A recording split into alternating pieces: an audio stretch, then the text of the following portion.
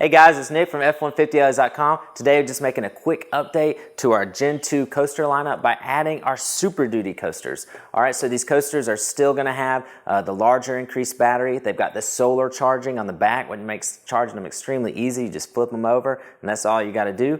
They've still got the RGB controlled colors, so they've got the full color spectrum that you can change between. They've got the static colors, they've got the pulsate. These things are still going to be activated based on motion and darkness.